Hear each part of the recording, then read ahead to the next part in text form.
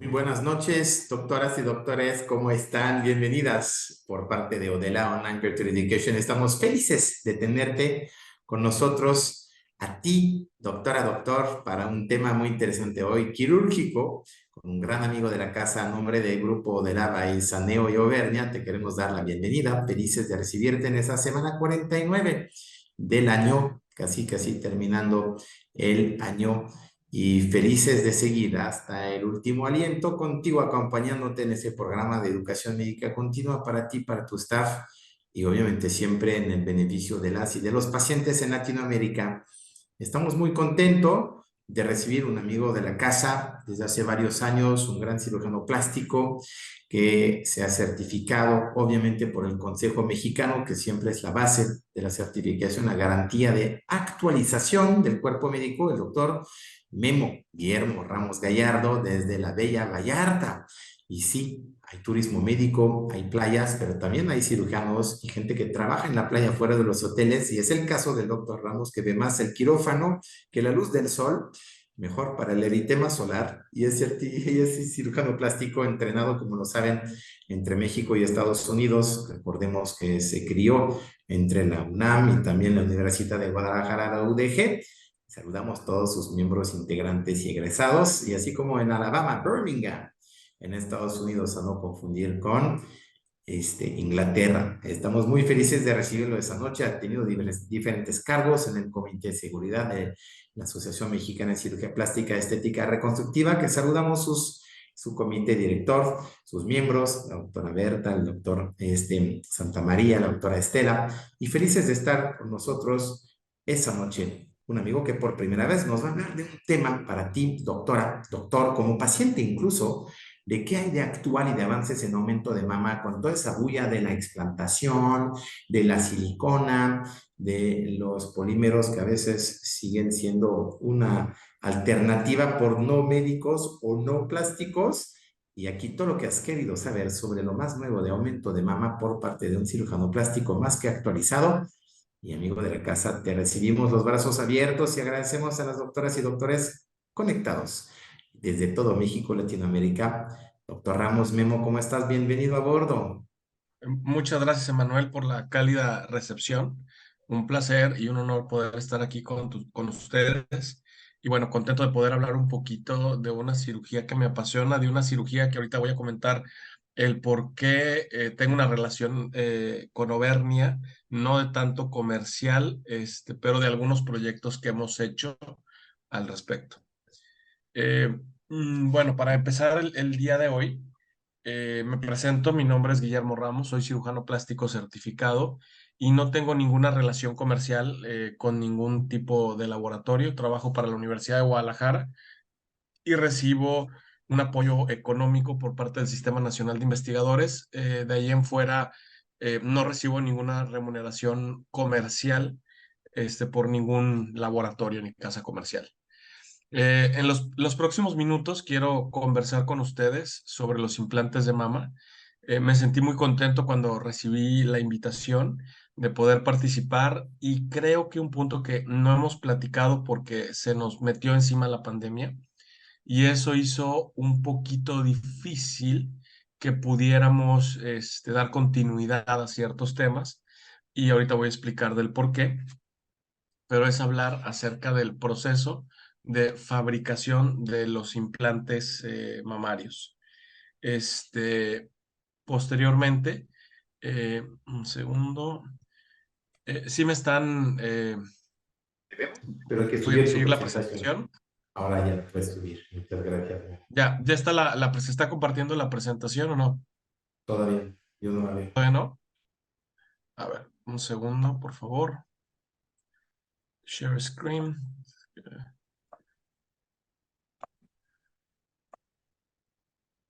A ver, ¿ya la pueden ver?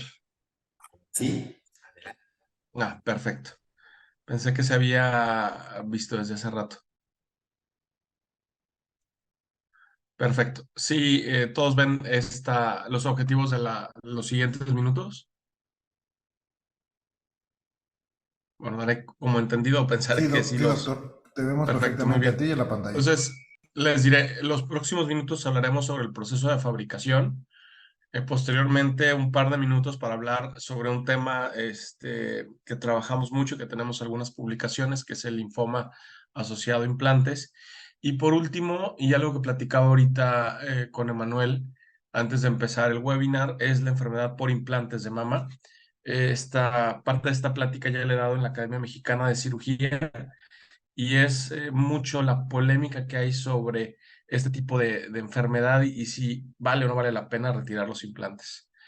Continúo hablando un poco acerca de lo que es la fabricación de implantes. Esto lo trabajamos ya hace unos 4 años y en su momento hubo mucha polémica por el retiro de una marca de implantes con cierta textura.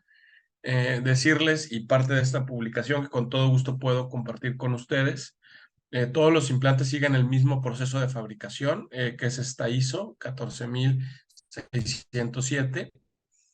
Y esto se actualizó en el 2018 y está próximo a volverse a actualizar.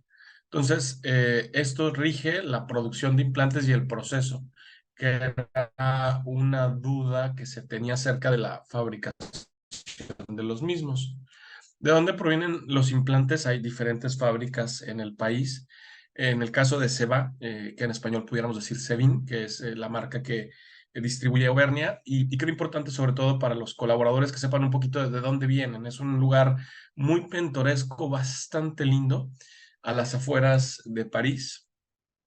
Estas son imágenes de la fábrica y parte de lo que hicimos y la publicación que puedo compartir con ustedes era tener información cuando ese tiempo atrás hubo un problema en cuanto a la textura, tener información reciente acerca de los implantes. Entonces, en la fábrica existen diferentes procesos en cuanto a la fabricación. Vamos a hablar y ver unas imágenes de lo que es el cuarto de calidad, que son donde la producción diaria se prueba, donde se hacen las pruebas para ver que el implante viene de buena calidad. Posteriormente hablaremos un poquito sobre el cuarto limpio. El cuarto limpio es donde se fabrican los implantes y cosas importantes y que también quiero hablar con ustedes sobre cómo almacenan o cómo deben de almacenar cuando llega el implante al quirófano. Este es el laboratorio de calidad. Así como ven esto, todas las fábricas tienen este laboratorio de calidad. Y en el laboratorio de calidad, la producción de implantes se prueba. Esta es la persona que se encarga de revisar la calidad del gel. El gel, recuerden que el implante tiene una envoltura hecha de silicón, se rellena de agua o de gel. En el caso del gel, este gel se le hacen diferentes pruebas, o sea, todos los días se llevan pruebas de lo que se hace en la producción que ya están completamente estandarizadas por este ISO. Otro punto importante es el revisar o el ver que la cubierta, que esta está hecha de silicona y lo vamos a ver ahorita con unas imágenes del cuarto limpio, se encuentre bien, hacen estudios microscópicos de la cubierta y esta cubierta, la envoltura del implante, tiene ciertas pruebas, estas pruebas tienen que ver con, esta es la que ven tensiómetro, ponen a cierta tensión para ver que se haya hecho adecuadamente esta cubierta, cortan una parte de la misma y todo esto se lleva un registro. Esta es parte importante cuando tengan sus implantes. Esto que ven aquí, este es el sellito que es de color verde y nos habla sobre la esterilidad. O sea, cuando vean los implantes, algunas ocasiones puede tener un indicador y ese indicador es importante verificarlo porque es un proceso más de que el implante se encuentre estéril. Ahora bien, los siguientes minutos quiero hablar de qué es lo que pasa en el cuarto limpio. Todo el silicón hoy por hoy proviene del mismo lado, viene de un lugar que se llama Nusil, en California. Ese silicón tiene ciertos procesos y ese silicón, esos procesos pasan en esto que se llama el cuarto limpio. Creo que ya estamos todos familiarizados con el Tyvek, que es el que usaban en el COVID. Esto es el uniforme que es reglamentario usar durante el proceso de fabricación del implante. Tienes que seguir las mismas medidas que sigues para entrar o entrabas al área COVID. Y ya dentro en el proceso de fabricación, como pueden ver, estos moldes son los moldes donde se van a hacer o van a servir para hacer las cubiertas de los implantes, que van a ser posteriormente rellenados con el silicón. Y todos estos subprocesos dentro del cuarto limpio son nuevamente verificados y revisados. De ahí pasa a su procesamiento para poderse esterilizar. No andaré en eso para no hacer esto más largo. Y parte de lo que quería platicar o conversar con ustedes tiene que ver con el empaquetamiento de los implantes. Me he dado cuenta que en algunas ocasiones cuando los implantes llegan o los veo en el hospital, la caja está volteada. Eh, perdón, una disculpa. Esta caja que está volteada no es bueno porque el peso del implante puede afectar en cierta manera la esterilidad.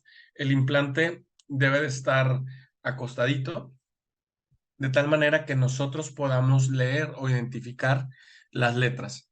Y en el empaque, ahorita esto ha cambiado y ya en algunas marcas o en algunas autoridades sanitarias, no tanto en México, viene un sello que habla sobre la posibilidad de linfoma y de enfermedad de implantes, que es algo que voy a platicar ahorita.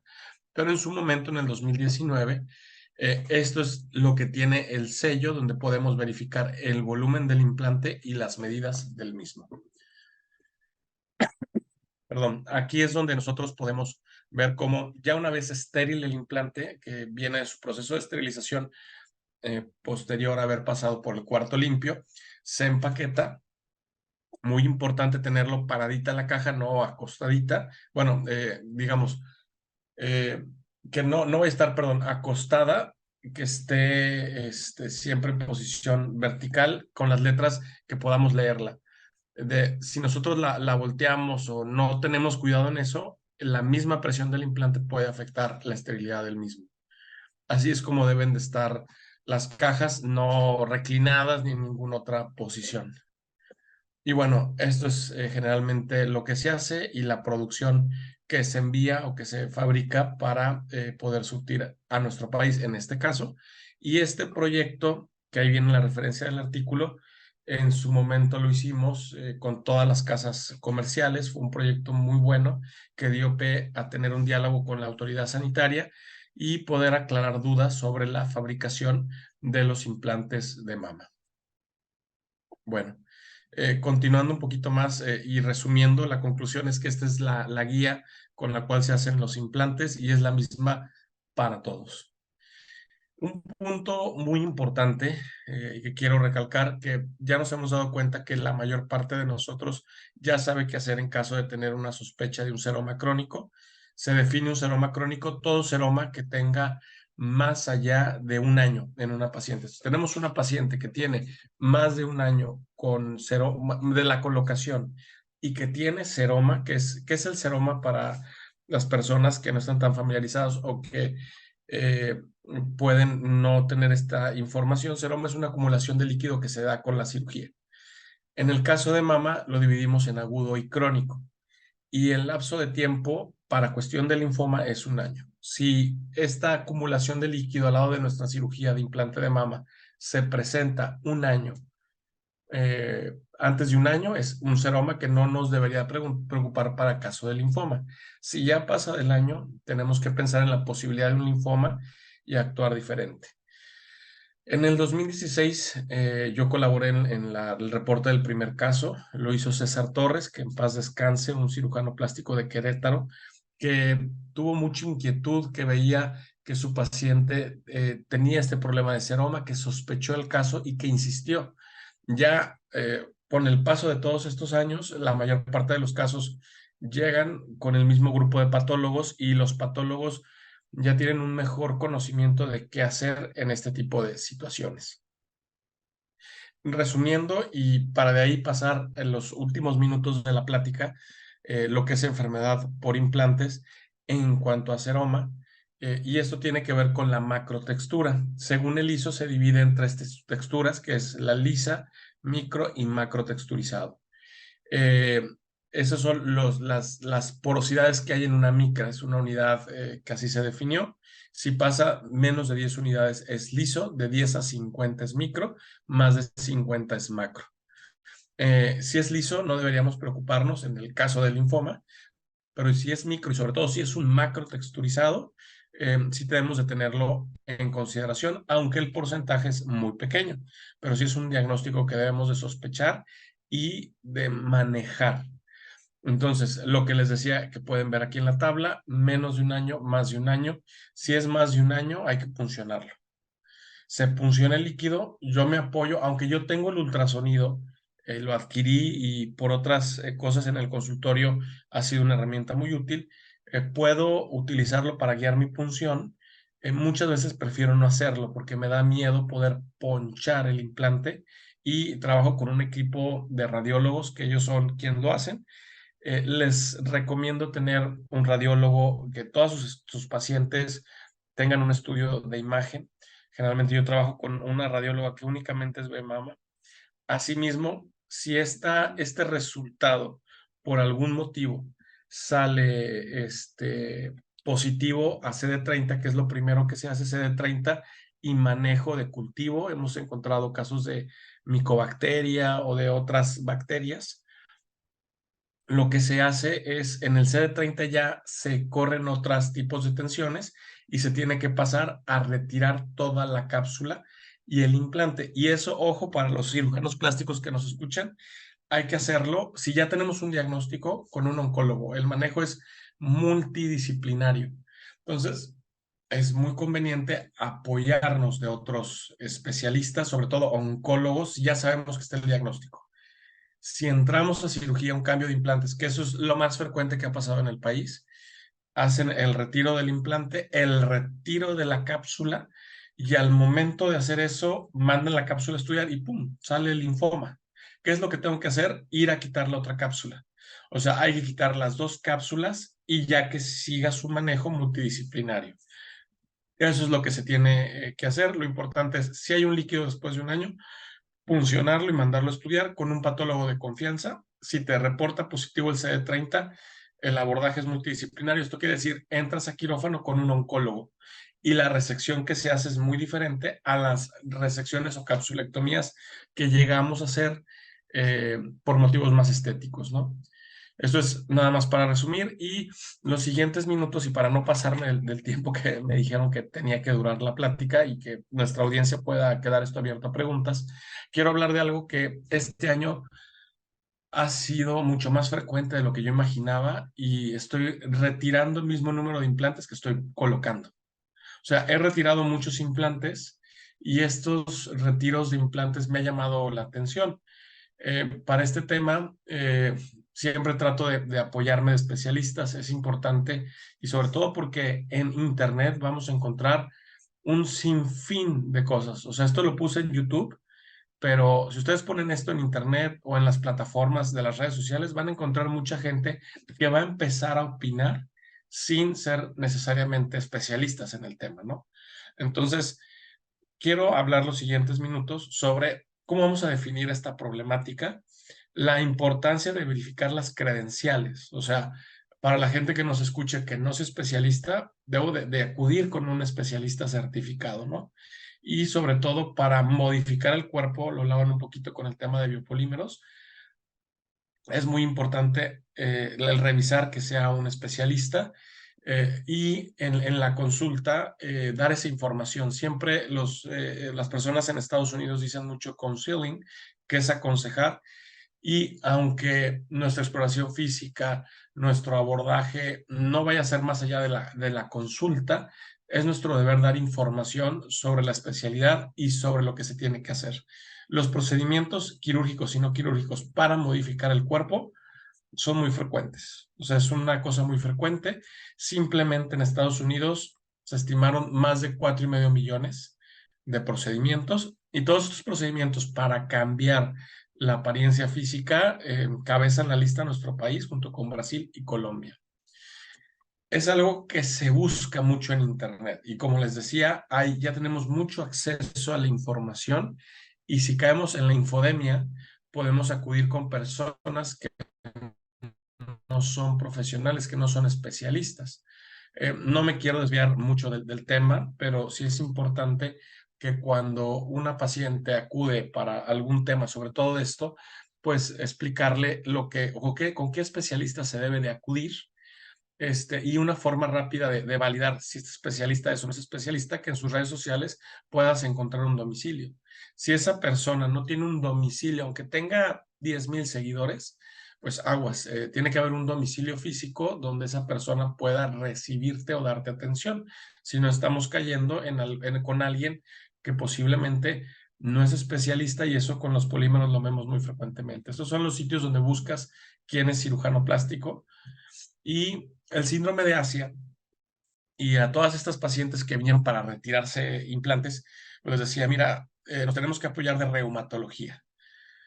Y ahorita les voy a explicar por qué y cómo es que yo he manejado este tema en la consulta, y es que explicar que el síndrome de Asia son síntomas autoinmunes que se desencadenan por diferentes factores, no nada más por el implante.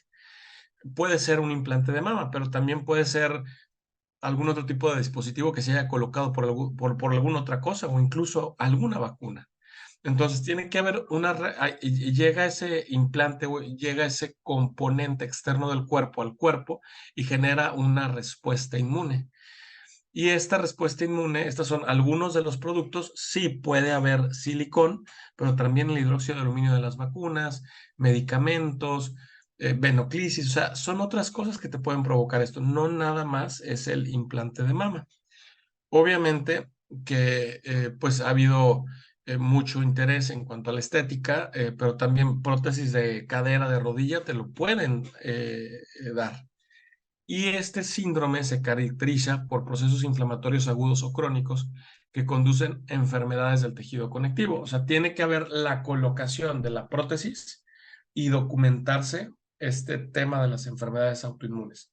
Entonces, tenemos que tener un antecedente de la aplicación, de la colocación del implante y posteriormente las manifestaciones clínicas con una evidencia de inflamación.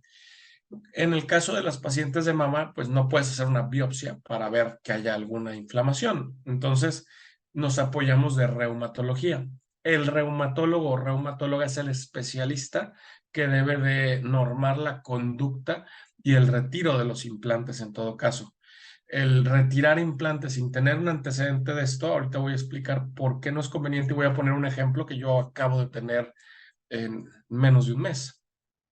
Entonces, hay diferentes manifestaciones clínicas que pueden ser muy generalizadas y algunas otras pues son pequeñas, pero engloban muchas cosas y todo es en específico. Y a esta diapositiva quiero llegar, que muchas de las pacientes que están acudiendo con nosotros para retirarse los implantes pueden cumplir a esto, pero esto lo puede cumplir pues mucha gente, o sea, si llegaste muy cansado del trabajo, si tuviste gripa, entonces esto es sumamente inespecífico. Entonces eso es lo que lo hace mucho más difícil. Tienen que cumplirse ciertos criterios, pero yo no soy el especialista que ve eso. Yo no estudié para estar en el quirófano, pero no estudié para esto. Entonces yo me apoyo de un experto en reumatología para que me ayude a darle seguimiento a estas pacientes. ¿Por qué? Y esta diapositiva es muy importante, es algo muy sencillo. Ustedes pongan prevalencia, enfermedades autoinmunes. Para los no médicos, ¿qué es prevalencia? Prevalencia es presencia de enfermedades. O sea, en tal población, ¿qué tan presente está una enfermedad autoinmune? Y en México es el 5%. ¿Esto qué quiere decir? Que una de cada 20 pacientes que llegan a mi consultorio en algún lapso de su vida van a tener alguna enfermedad autoinmune. ¿Cuáles son esas enfermedades autoinmunes? Artritis reumatoide, lupus, como el que tiene esta cantante Selena López o Gómez, Selena Gómez, que tiene lupus. O sea, ¿son frecuentes las enfermedades autoinmunes? Sí, no se detectan a tiempo, claro, y por ende de nuestras pacientes, alguna va a tener una enfermedad autoinmune y estas tienen que determinarse o estudiarse por parte del especialista. Entonces pongo este caso. Este caso es una paciente previamente sana, hace muchísimo ejercicio, lleva más de 10 años con sus implantes, un excelente estado físico, una mujer muy activa. pero ella empieza a decir que en los últimos meses no se siente bien y sobre todo el ataque al estado general es muy incapacitante. ¿Qué hice? Mira, con todo gusto puedo retirarte los implantes. Sin embargo, existen posibilidades que tus síntomas no mejoren posterior al retiro de los implantes y ocupas ayuda o necesitas, o decimos mucho ocupa en Jalisco, perdón, necesitas ayuda de un especialista en reumatología. Entonces fue con la reumatóloga le dijo, sí, está bien, hay que retirar los implantes e iniciar tratamiento. Y esto fue el resultado. Pero ¿qué pasó con el resultado de esta paciente? Independientemente de lo estético y de haber hecho el levantamiento de las mamas y todo, a las dos, ella pensó que estaba muy bien y a la semana empezaron otra vez los síntomas. Entonces, no fue el implante, sino algo que ya estaba en esa paciente y que iba a pasar. Y yo creo que es nuestra responsabilidad, sí, atender quizá el retiro del implante, pero decirles que este problema como tal no va a desaparecer, o es muy probable que no desaparezca y que por eso se necesita, antes de decidir el retiro, pues la evaluación para ver si en realidad tiene o no tiene la enfermedad. Si aún así deciden retirárselo, pues bueno, más vale que lo retire un especialista en la especialidad, que como pueden ver, y de esto a esto, pues que pueda manejar el levantamiento de la mama, cuidar los tejidos y prevenir sobre todo cuando haces una capsulectomía muy extensa, porque hay cápsulas que son así, o sea, el quitar una cápsula, y sobre todo este caso lo quise poner porque llegué muy cerca de la pleura. Estaba fuertemente adherida. Entonces, estos eran los primeros casos que empezaba yo a hacer de retiro de cápsula porque las pacientes me lo pedían y tengo que advertirle a la paciente de que, pues, puede ser difícil retirar esta cápsula. ¿Por qué? Porque toda esta información viene en internet. Y como decía al principio de estos minutos que estoy conversando con ustedes, en Internet hay mucha infodemia, o sea, hay mucha información que no está verificada y nosotros en nuestra consulta como especialistas tenemos que dar esta información. Aunque esa paciente no se vaya a operar con nosotros, aunque nuestra participación sea muy fugaz, esos minutos en los cuales tú puedes aconsejar a alguien pueden hacer la diferencia entre una cosa y otra. Y no olvidemos, para acabar, lo que es el tema perdón, un segundo. Veo que no tengo mensajes de parte de Auvernia, alguna pregunta, o si quieren que me detenga un poco, adelante me detengo. Pero los implantes de mama, porque ahorita hablamos mucho de lo estético, hablamos en general de varias cosas en estos minutos. Para mí sí era muy importante hablar del proceso de fabricación, porque muchas veces no se menciona. No hay quien venda pan frío, es cierto, pero de repente se juegan mucho con los nombres y la realidad es que el proceso es el mismo, ¿no? No quita el mérito de algunas casas comerciales, pero el producto es exactamente el mismo y empecé esto diciendo que yo no tenía ningún acuerdo comercial. El implante de mama tiene muchísima ayuda, como en este caso, pacientes jóvenes, porque también es eso, estamos viendo más frecuentemente mujeres jóvenes con cáncer. Y esas mujeres, como esta muchacha de 25, 26 años, pues esa muchacha no vas a ofrecerle una reconstrucción microquirúrgica. ¿Qué puedes ofrecer? Pues puedes ofrecer un implante con su colgajo respectivo. Entonces, en esto sí tienen un papel muy importante y por eso quise poner esta diapositiva. Y poquito, y aquí me detengo, estoy sobre la media. Nosotros hemos estado haciendo una campaña de reconstrucción de mama.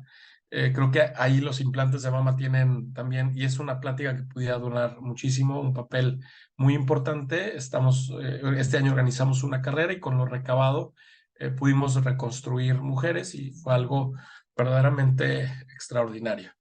Iba a pasar un video, me voy a adelantar un poco del video para concluir y estar sobre el tiempo y abrir esto a preguntas. Quiero concluir con esto y es con el consentimiento informado. El consentimiento informado es nuestra mejor herramienta.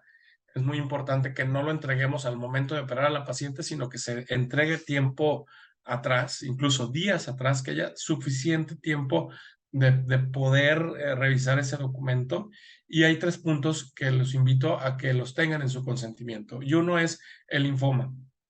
No, si la paciente decide un implante de textura, pues decirle que hay un riesgo chiquito, una en 3,000, o sea, eso es 0,003, pero ese riesgo chiquito se lo tienes que notificar. Que hay enfermedades autoinmunes, que hay un porcentaje de la gente que si bien la paciente puede no tener esta enfermedad, pues hay un porcentaje de 1 en 20 que los tenga, y en todo caso la permanencia o retiro de los implantes se evalúa con otro especialista que es reumatología, y no lo mencioné, no son de por vida. Los implantes tienen una caducidad, a los 10 años se tiene que pensar en un reemplazo. Parte de estas pruebas, si no lo puse, es una prueba en la cual al implante literal se deja un día el implante en fricción. Después de cierto tiempo de estar macerando con una especie como, es una máquina que hace este movimiento sobre el implante, ven la ruptura del implante. Y es que el implante o el silicón tiene un desgaste natural con los movimientos. Entonces, por ese motivo, después del 10º año, no es una regla, pero se tiene que decir a la paciente que se tiene que pensar en un cambio. No hay un momento de, te lo tienes que cambiar ya, pero si ya van 15 años, 20 años con el implante, pues evidentemente puede existir el riesgo, puede que no, de una ruptura, y por eso se debe pensar en el cambio. Pues bueno, termino aquí mi participación. No sé, Emanuel, si tengas alguna duda, alguna pregunta, si alguien del auditorio quisiera comentar o platicar o conversar algo, estoy atento.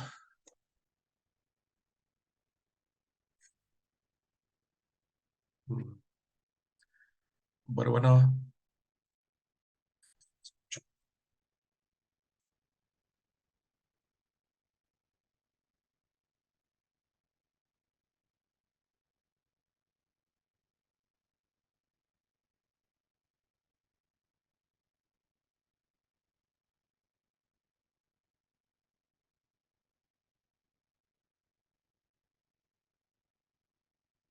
Bueno, bueno, ¿sí me escucharon?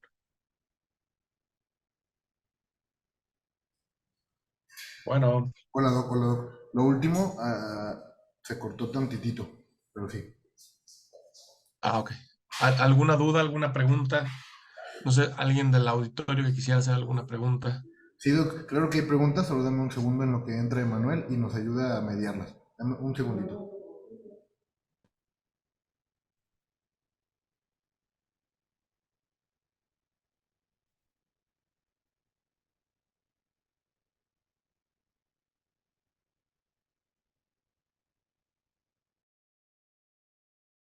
Si tienen preguntas de los doctores, la pueden poner en el chat y el doctor en unos momentos nos va a ayudar a resolverlas.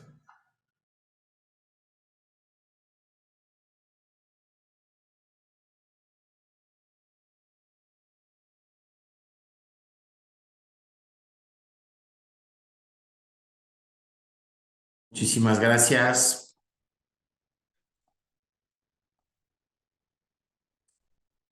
Gracias a todos. Gracias, doctor. Estamos muy felices de tenerte aquí conectado. ¿Podemos pasar a las preguntas? Sí, de hecho el doctor ya finalizó, ya estamos por las preguntas. Por eso Sí, estamos aquí. adelante. Sí, quitamos por favor la última lámina para pasar directamente a las preguntas. Recordemos que el doctor Memo está disponible para ustedes en su Instagram también, que aquí va a aparecer para que lo tengan a su vista.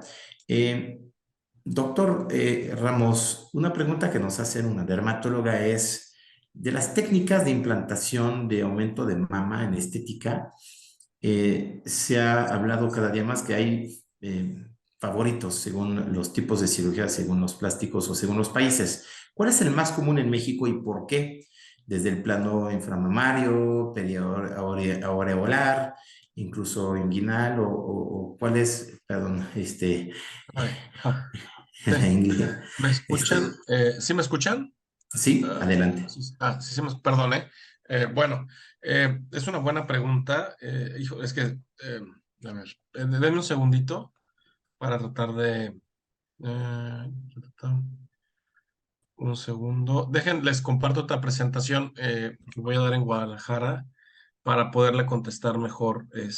Muy bien. Pues dos presentaciones en una noche. Qué Sí, honor déjame. tenemos. De todos los abordajes, ¿no? Nos están preguntando. Sí, voy. Voy. Dejo de compartir. Ahorita no estoy compartiendo, ¿va? No. Ok, bien. Y esto, Hay otras vamos a... preguntas de Monterrey, del HU, del doctor Quintanilla, que saludamos sobre seroma. Hay una pregunta y felicidades del doctor Narváez también sobre la famosa garantía y sobre los beneficios del poliuretano, por ejemplo, versus el silicón puro. Pero vayamos primero a esos planos de abordaje para las Sí. doctoras curiosas Ah, de saber qué se perdón, hace más. a ver, vamos a ver si PowerPoint, dejen screen share. A ver, voy. Bueno, para la gente que nos escucha, dame un segundo. El abordaje. Ahí ya ven, ¿verdad? O no ¿Ya? estoy. Ya. Para la gente que nos escucha, existen 4 abordajes para la colocación de implantes. Hay 2 que no me siento tan cómodo. Estamos hablando de la axila y del ombligo. No son abordajes que a mí en lo particular me encanten. Tengo mucha experiencia y los abordajes que manejo a mis pacientes son o por el borde inferior de la mama o por la areola. Técnicamente, como ven en estas fotografías, una areola pequeña como es esta, sería imposible meter un implante. O sea, estarías batallando mucho, no tendrías un campo adecuado. Si haces una pequeña incisión en el borde de la mama, como es esta que se ve aquí, puedes colocarlo. Entonces, ese es el primer detalle. El otro punto con el abordaje perianular, que es el que ven aquí, es que la mama produce leche. Esos ductos llegan a tener algún tipo de líquido. Entonces, si tú colocas por esto, en teoría, tendrías más complicaciones. Se aconseja mejor utilizar el borde inferior de la mama. Yo no he visto diferencia en mis pacientes. Esta información que se la doy tal cual, mujer que llega preguntando a mi consultorio por implantes, mujer a la cual le doy esta información para que ellas escojan dónde quieren su cicatriz. Sí está demostrado que es más frecuente que haya complicaciones por la areola y es natural, tú estás atravesando toda la glándula mamaria. Y ahora bien, el otro punto, ¿dónde lo vas a colocar? No hay de dos sopas, o lo pones arriba o lo pones abajo del músculo. El ponerlo arriba implica levantar una tela que se llama fascia.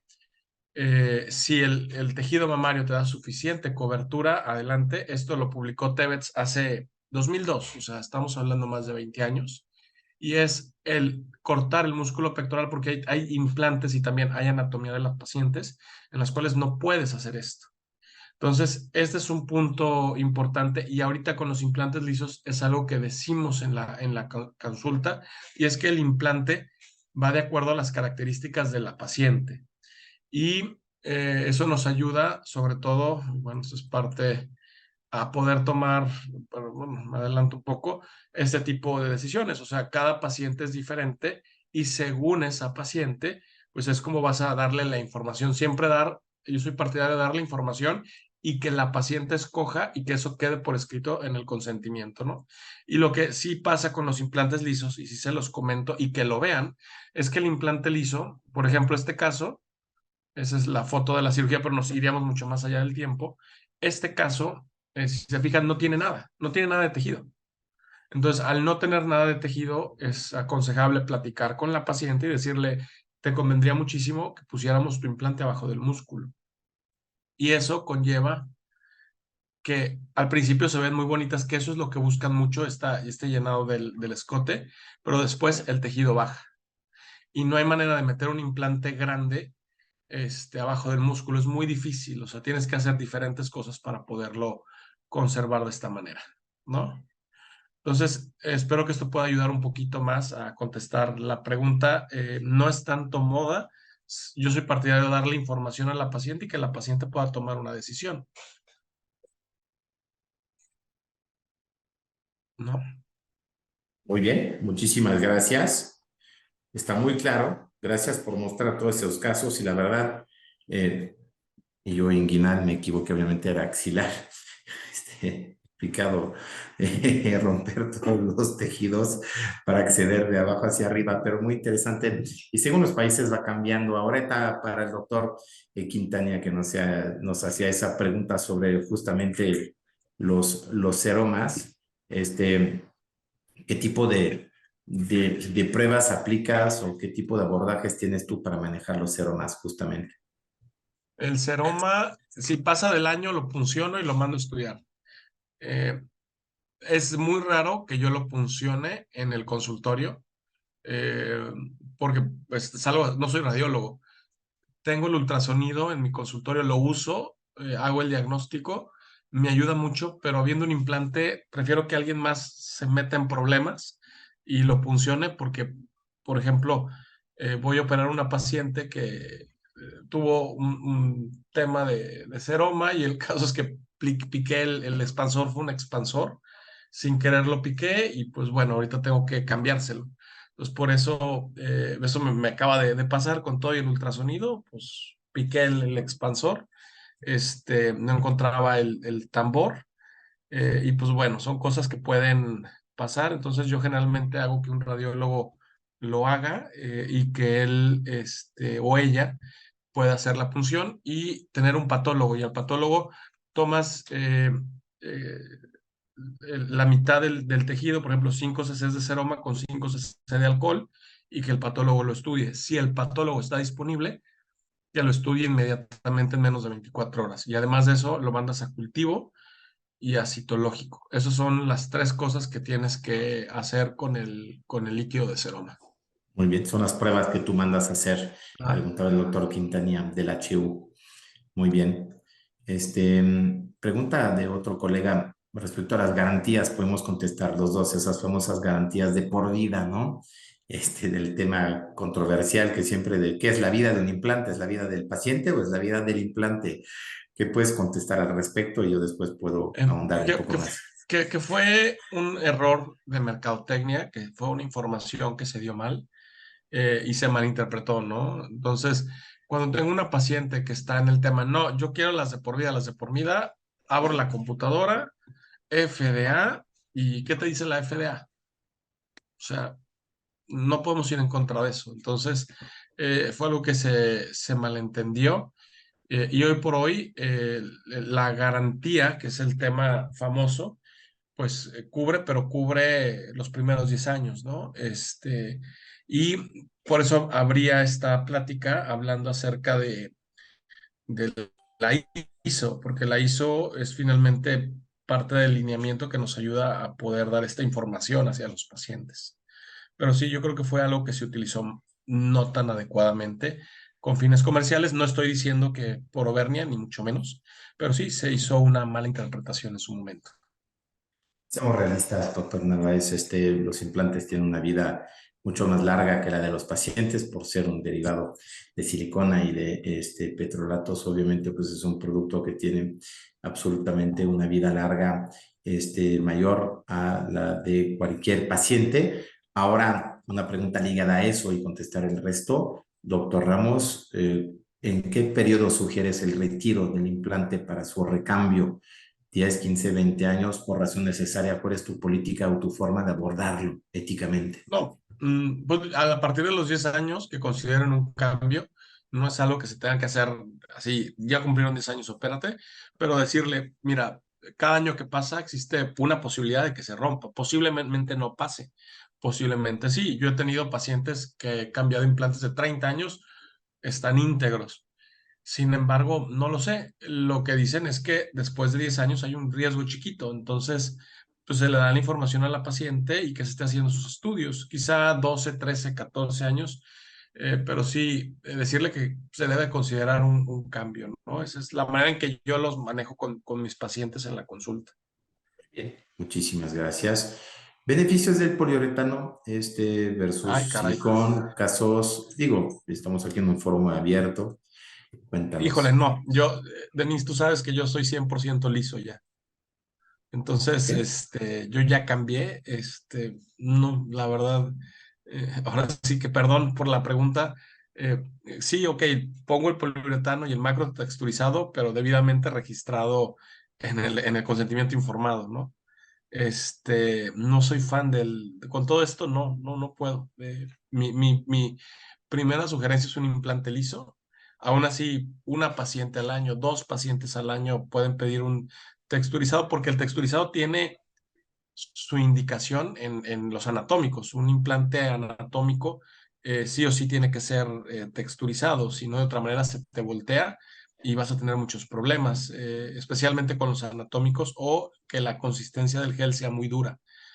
Un implante que parezca como un melón cantalú partido a la mitad, que sí los hay, pues en el caso de que sea un implante, y eso es importante, un implante con una base muy pequeña puede voltearse. Y si eso pasa, pues va a ser mucho más evidente en un implante que tenga estas características, anatómico o que tenga una consistencia muy dura en un redondo. Pero sí, perdón, no soy muy fan del poliuretano. Hay gente que sí tiene mucha experiencia y nunca le ha pasado. En fin, no, yo no soy, desde que estoy en todo esto del linfoma, de 5 años para acá, todo lo pongo liso. Ok, muy bien. Una última pregunta del doctor Quintanilla. ¿Cómo estudias para estadificar al PC con linfoma de células gigantes por implantes mamarios? En la parte más importante de la estadificación es si salió o no salió de la cápsula.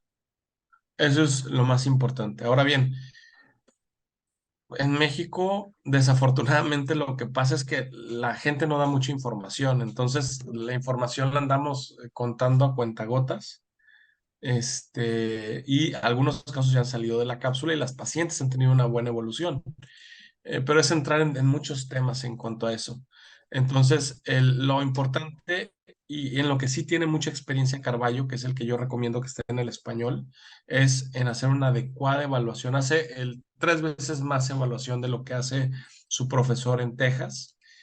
Y si él me dice, sabes que este linfoma no salió, está en la cápsula, lo más probable es que esté curada esta paciente. Por eso la importancia de retirar toda la cápsula. O sea, si sabes que hay un diagnóstico positivo, tienes que entrar a quitarla. Si, lo más frecuente es que nosotros entramos, vemos el seroma y tenemos que platicar con la paciente sobre la posibilidad de retirar la cápsula y hay que retirarla. No va a ser lo mismo, les mostraba la imagen, una herida chiquitita para quitar la cápsula, que una cápsula cuando ya entras en bloque o en criterio completamente oncológico. Son dos tipos de incisiones muy diferentes. Pero sí hay que tratar de quitar la cápsula y mandarla a estudiar. Que muchos ya lo hacen, ¿eh? Es estándar para muchos cirujanos ya. Ok, muchísimas gracias.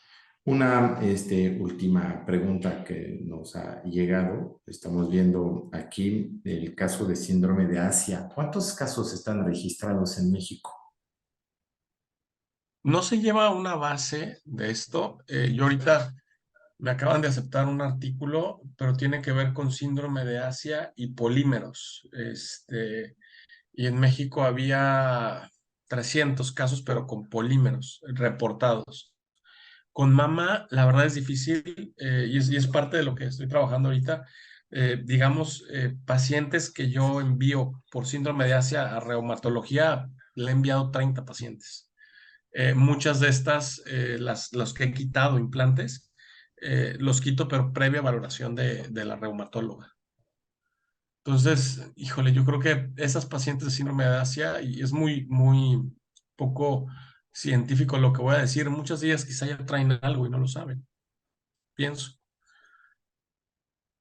Ok, muchísimas gracias. Una última pregunta mía para el doctor Ramos. Se está hablando mucho de, obviamente, temas de explantación, de sustituto de grasa. He ido yo mismo a Asia y he visto con todo un tema de imprenta 4D, cómo la tecnología puede llegar a tener nuevos compósitos alrededor del cual se construye una cápsula y evitan la silicona. ¿Cómo ves tú el mercado como doctor y como investigador en cuanto a los próximos años y dónde la ciencia y la tecnología se tienen que encontrar en beneficio de la seguridad, pero también de la practicidad, también del peso, también del confort y obviamente siempre en pro del avance tecnológico, ¿no? ¿Cuál es tu visión de todo lo que has visto, leído, escuchado? Wow. Fíjate que es una interesante pregunta. Creo que, y tienes toda la razón, en Asia se están haciendo muchas cosas muy interesantes y hay un tema de implantes y compuestos muy, muy importante. Yo no quitaría el dedo del renglón, sí considero que hace falta todavía, pero confío en que se pueda prontamente tener diversas opciones. Y si en algunas cosas hemos este, avanzado es en Internet, por ejemplo. Entonces yo no quito el dedo del renglón en que sea algo factible. Pero sí es muy interesante y es meternos. El tema de robot, por ejemplo, a mí se me hace fascinante cómo puedes operar a través de unas manos. No tiene muchas aplicaciones más que en cirugía reconstructiva, en lugares de muy difícil acceso en nuestra especialidad, pero sí es algo que yo no quitaría de por medio, ¿eh? Y quién sabe, en 5 años ya estemos pudiendo ir a una farmacia y comprando nuestro tejido mamario, ¿no? Pues puede ser. Ok, muchísimas gracias, doctor Ramos. No quiero abusar de tu tiempo. La verdad, ha sido una conversación muy interesante de guiarnos en ese journey del aprendizaje del behind the scene que hay tras cortinas en la fabricación del implante. ¿Qué tal? Nos da los planos de este abordaje y también toda la parte de seguridad y esos temas que a veces apantallan, abuyan y el público en general necesita que el doctor, cuál sea su especialidad, remita al especialista, pero también sea un vector de conocimiento y de divulgación de verdades y no de noticias amarillentas que pueden ser o no justificadas o sustentadas en algo parcialmente o totalmente cierto, demostrado por la ciencia. Las estadísticas aquí están. Te agradecemos mucho. Te buscamos y te encontramos en Dr. Guillermo Ramos, siempre dispuesto, doctor Ramos, a ayudar a sus colegas, un referente en temas de tomar con calma y siempre abordaje seguro de la cirugía plástica certificada mexicana, orgullosamente producto Made in UNAM, UDG y las otras escuelas que lo terminaron forjeando, además de sus manos y sus años de práctica. La Gracias. casuística no miente. Te agradecemos mucho, DR. Guillermo Ramos. No te nos vayas, Carlos en los controles técnicos nos muestra que semana que entra y en las próximas semanas tendremos cosas muy interesantes. El sábado 16 de noviembre, por ejemplo, te invito a presenciar con una colega tuya muy conocida, Diane Duncan, que es una referencia en Estados Unidos en temas quirúrgicos reconstructivos, pero también de lo no quirúrgico, con un dermatólogo japonés también y el CEO y el Chief Technology Officer, Chief Scientific Officer de la empresa de Exocobayo, justamente cómo la ciencia de los exosomas puede, y esto será el sábado 16 a la 1 de la mañana, tristemente, pero habrá repetición, no se preocupen. Les mandaremos la liga de cómo registrarse y cómo poder participar en ese webinar de todo lo que quisiste saber en dermatología, en cirugía plástica sobre exosomas, con una doctora gringa y un japonés, derma y plástica, una dupla muy interesante, y con el CEO y dueño de la marca. Muchísimas gracias, Guillermo. Siempre un tema nuevo, una semana nueva. Y para ustedes, la repetición en el grupo de la Bay Auvernia y Saneo Online Virtual Education. Ya estamos llegando casi a los 400 webinars que alcanzaremos por allá de marzo, desde el 16 de marzo del 2020, una gran travesía de la cual fuiste tú un gran partícipe tras bambalinas con esa aventura de los implantes, de la visita en pandemia y de todo lo que nos sucedió, pero hoy estamos aquí reunidos, comuniando en esa gran comunidad de dar tu opinión, de diferir, de discrepar, pero siempre respetar el punto del otro y siempre obrar en pro de la seguridad de las y de los pacientes mexicanos, latinoamericanos y mundiales que vienen a operarse con los cirujanos muy entrenados que fabricamos en nuestros hospitales, escuelas, saludando a todos los doctores y las doctoras a cargo de los hospitales de México y de Latinoamérica, que proveen al mundo una gran calidad humana y de grandes técnicos capaces de justamente atender en el mejor costo-beneficio a los pacientes que quieren y desean hacerlo en las mejores condiciones posibles y con la mejor hospitality posible. Nearshoring, turismo médico, no lo olviden, es la tendencia de los próximos años. Habrá un webinar de eso pronto. Agradecemos a Carlos, a todos los que hacen ese programa posible. Gracias a todos las y los doctores conectados. Una frase de conclusión desde la Bella Vallarta, mi Memo. Híjole, me pones en curva.